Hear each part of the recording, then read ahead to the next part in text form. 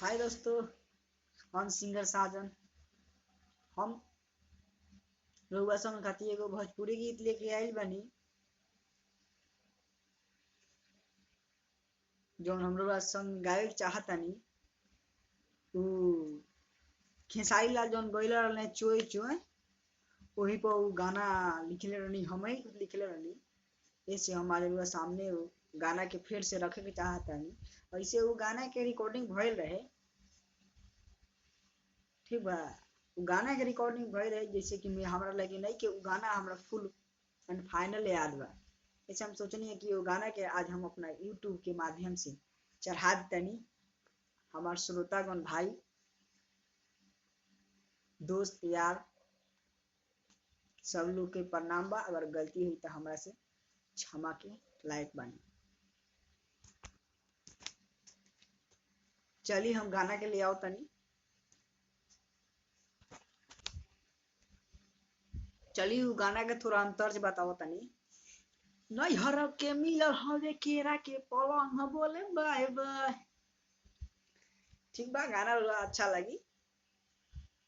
चलिए गाना हम शुरू करता। तीनों दिन पे बाहर से आइल बावे, हमारो मरद खखुआइल बावे। तीनों दिन पे बाहर से आइल बावे, हमारो मरद खखुआइल बावे। थुरल थारल देहिया के कैलस गजन, से जिया पर हमारा करता भजन। नैहर के मिलल हवे केरा के पलंग बोले बाय बाय। बाबूजी के दिहला दहेजुआ पलंग बोले बाय बाय। नैहर के मिलल हवे केरा के पलंग बोले बाय बाय। पाचा में धकी हमरो राजाजी मांगे ले खूब रोज मजा हो। चप चप देवे नीमन का के मजा, हो जाला नौ माह के सजा हो जाला नौ माह के सजा हो। पाचा में धकी हमरो राजाजी देवे ले खूब रोज मजा हो।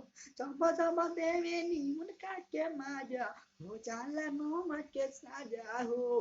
ठोपे ठोपे चुआ तवे केरा से रस, हमारा जे दिलवा में कइली उ बस। अगुआ के कइल हमें माइनस प्लस बोले बाय बाय।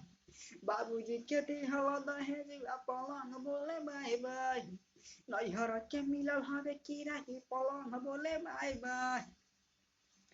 ऐसे गाना के हम तारक फिल्म्स अपना पानापुर